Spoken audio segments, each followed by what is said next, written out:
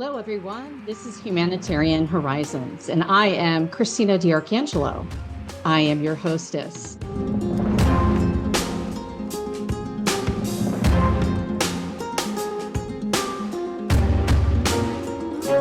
As you know, it's October, and October is Domestic Violence Awareness Month.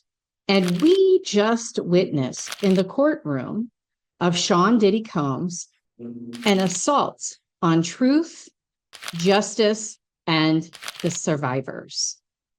He stood convicted of transporting individuals for prostitution and received 2 counts under the Mann Act. After a bitter and long trial, yet despite prosecutors pushing for an 11 years plus sentence behind bars, he only received 50 months, barely 4 years. And obviously we'll have the 11 months that he's already put in with jail time credited against the 50 months. In my opinion, that's not accountability. That's a message to the survivors and victims and everyone who dared to speak up. You don't matter. Let me say that again. The sentence says your pain doesn't matter. The testimony, the trauma, the nights of fear and control, the judge's decision treats that as secondary protection, truly secondary protection. You heard the defense argue for just a little bit of time, i.e. 14 months, and saying that he, Sean Diddy Combs, already suffered enough. You heard his victims' voices, including Cassie Ventura, about the years of violence, coercion, blackmail, manipulation. And you heard the judge in his statement acknowledge the abuse, but then handed down a sentence that was so lenient, it felt like a shrug.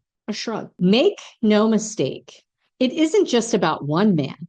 It's about the system where celebrity, power, and privilege shields the perpetrators. It's about the legal mentality, and often left-leaning, surprisingly so, that says sexual and domestic abuse aren't truly as destructive as the victims say. That says, yes, they were hurt, but not that hurt. Domestic violence doesn't just destroy bodies. It steals dignity, identity, trust, safety, and the core, the absolutely core of who you are. Allowing a defendant to walk away with 50 months when 11 years was on the table is almost a public statement.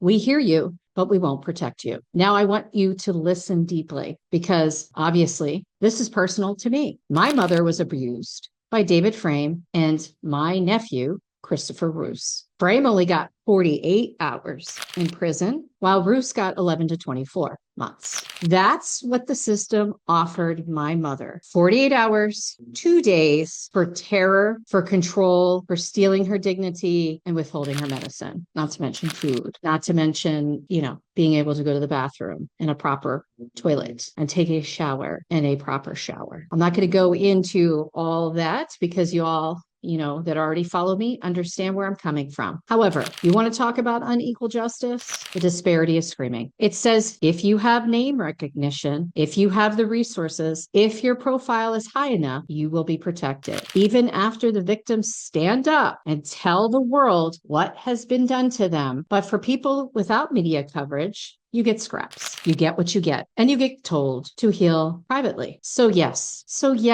I stand furious. I am very furious about this. The fact that this is continuing to happen, I felt as though we need to confront the bogus leniency given to Combs. We must also confront the system that gave nearly nothing to my mother, because the cases tell the same story. Victims are not standing up to be believed.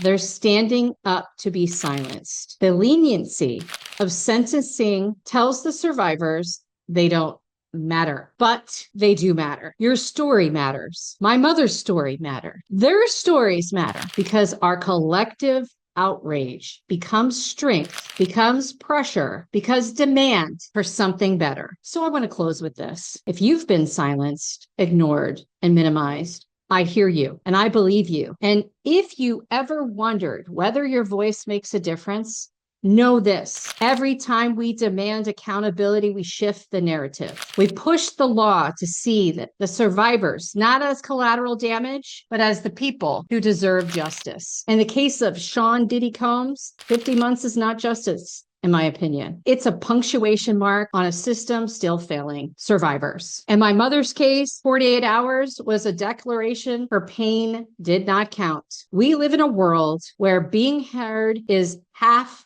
the battlefield, and the other half is making them do something about it. So speak up, demand better. For every survivor who has been told the sentence was enough while their lives were shattered, insist, absolutely insist, it's never enough until justice is real. Thank you for joining me today on Humanitarian Horizons. May this outrage fuel more action, more empathy, and more unrelenting pursuit of justice.